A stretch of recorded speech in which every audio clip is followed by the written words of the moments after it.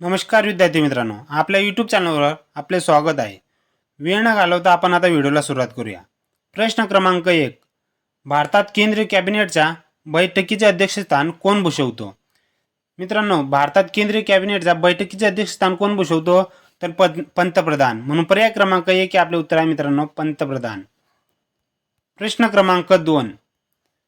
भारतीय संविधानाचा कोणत्या अनुच्छेदानुसार मंत्री परिषद लोकसभेला उत्तरदायी असते? मित्रांनो, भारतीय संविधानाचा कोणत्या अनुच्छेदानुसार मंत्री परिषद लोकसभेला उत्तरदायी असते? तर अनुच्छेद 75 मित्रांनो. म्हणून पर्याय क्रमांक 2 आपले उत्तर आहे मित्रांनो, अनुच्छेद 75. प्रश्न क्रमांक 3. भारतीय राज्यघटनेने निश्चित केलेली राज्य विधानसभेची जास्तीत जास्त सभासद संख्या किती असते? मित्रांनो, विधानसभेची जास्तीत जास्त सभासद संख्या किती असते? तर 500. म्हणून पर्याय क्रमांक 3 हे आपले उत्तर आहे मित्रांनो, 500. मित्रांनो, भारतीय राज्यघटनेने निश्चित केलेली विधानसभेची जास्तीत जास्त सभासद संख्या 500 असते मित्रांनो, एवढे लक्षात ठेवा मित्रांनो. प्रश्न क्रमांक 4. टिंबटिंबा संघराज्य व घटक राज्य यामधील दुवा म्हणून कार्य करतो?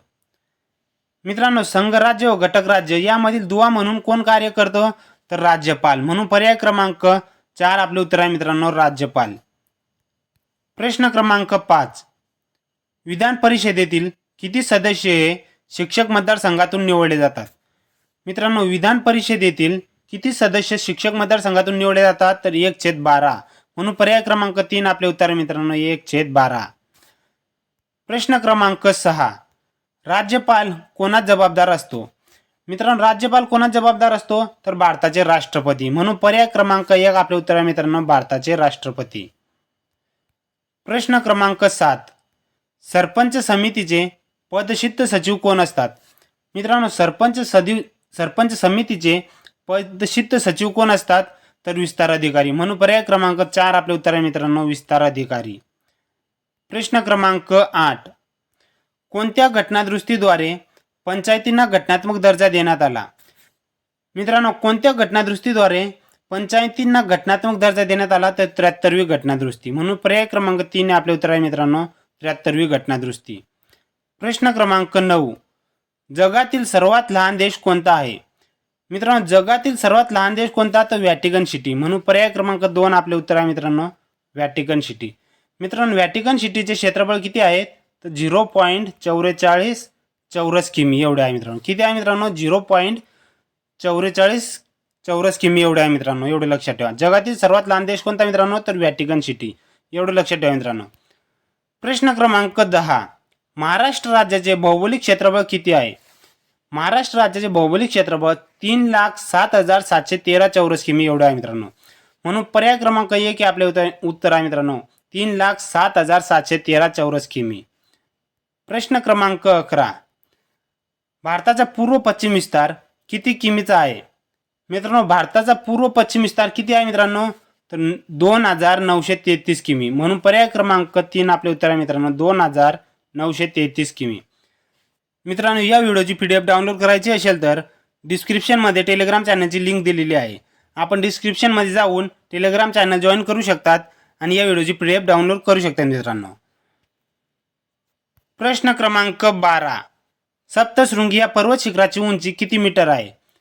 मित्रांनो, सप्तशृंगी या पर्वत शिखराची उंची 1416 मीटर आहे. म्हणून पर्याय क्रमांक 3 आपले उत्तर आहे मित्रांनो, 1416 मीटर. सप्तशृंगी या पर्वत शिखराची उंची किती आहे मित्रांनो? तर 1416 मीटर एवढी आहे. प्रश्न क्रमांक 13. टकमक डोंगर कोणत्या जिल्ह्यात आहे? मित्रांनो, टकमक डोंगर कोणत्या जिल्ह्यात आहे? तर पालघर. म्हणून पर्याय क्रमांक 4 आपले उत्तर आहे मित्रांनो, पालघर. प्रश्न क्रमांक 14. पुणे मुंबई यांच्या दरम्यान कोणता घाट आहे? मित्रांनो, पुणे ते मुंबई जाताना कोणता घाट लागतो? तर बोर घाट लागतो मित्रांनो. म्हणून पर्याय क्रमांक 1 आपले उत्तर आहे मित्रांनो, बोर घाट.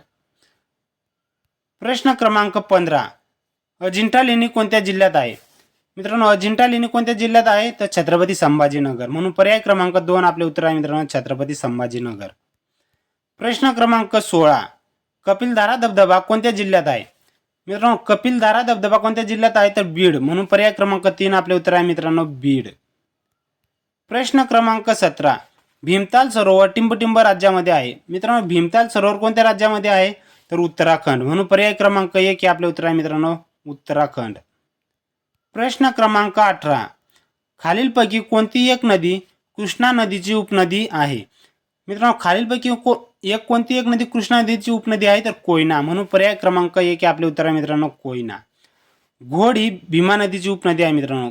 भीमा नदीची उपनदी सांगितली तर घोड. मांजरा ही गोदावरी नदीची उपनदी आहे मित्रांनो. गोदावरी नदीची उपनदी आहे.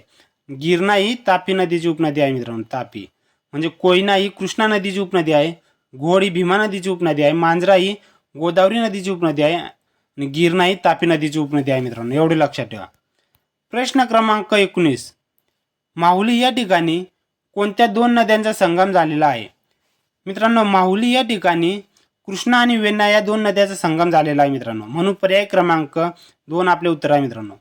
कृष्णा आणि वेण्णा या दोन नद्यांच्या संगमावर कोणते ठिकाण वसलेले आहे मित्रांनो? तर माहुली हे ठिकाण वसलेलं आहे. एवढं लक्षात ठेवा. प्रश्न क्रमांक 20. नरनाळा अभयारण्य कोणत्या जिल्ह्यात आहे? मित्रांनो, नरनाळा अभयारण्य अकोला या ठिकाणी आहे. म्हणून पर्याय क्रमांक 3 आपले उत्तर आहे मित्रांनो, अकोला. प्रश्न क्रमांक 21. कॉमनवेल्थ व न्यू इंडिया ही वृत्तपत्र कोणी सुरू केली होती? कॉमनवेल्थ व न्यू इंडिया ही वृत्तपत्र डॉक्टर ॲनी बेझंट यांनी सुरू केली होती. म्हणून पर्याय क्रमांक 4 आपले उत्तर आहे मित्रांनो, डॉक्टर ॲनी बेझंट. प्रश्न क्रमांक 22. मूळ शंकर हे टिंबटिंब यांचे मूळ नाव होते. मित्रांनो, मूळ शंकर हे कोणाचे मूळ नाव आहे? तर स्वामी दयानंद सरस्वती. म्हणून पर्याय क्रमांक 2 आपले उत्तर आहे मित्रांनो, स्वामी दयानंद सरस्वती. प्रश्न क्रमांक 23.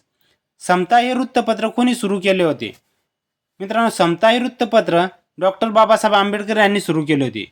म्हणून पर्याय क्रमांक 2 आपले उत्तर आहे मित्रांनो, डॉक्टर बाबासाहेब आंबेडकर. मित्रांनो, समता हे वृत्तपत्र डॉक्टर बाबासाहेब आंबेडकरांनी कोणत्या साली सुरू केले होते? तर 1927 या साली सुरू केले होते मित्रांनो. एवढे लक्षात ठेवा. प्रश्न क्रमांक 24. मूळदूस हा आजार कोणत्या जीवनसत्वाचा अभावामुळे होतो? मित्रांनो, मूळदूस हा आजार ड जीवनसत्वाचा अभावामुळे होतो. म्हणून पर्याय क्रमांक 4 आपले उत्तर आहे मित्रांनो, ड जीवनसत्व. प्रश्न क्रमांक 25. पातळ पडद्याद्वारे प्रकाश डोळ्यामध्ये प्रवेश करतो, त्याला टिंबटिंब म्हणतात. पातळ पडद्याद्वारे प्रकाश डोळ्यामध्ये प्रवेश करतो, त्याला कॉर्निया असे म्हणतात. म्हणून पर्याय क्रमांक 1 आपले उत्तर आहे मित्रांनो, कॉर्निया. मित्रांनो, व्हिडिओ आवडला असेल तर व्हिडिओला लाईक, शेअर, सबस्क्राईब करा, जेणेकरून इतर विद्यार्थ्यांना देखील या व्हिडिओचा फायदा होईल. धन्यवाद मित्रांनो.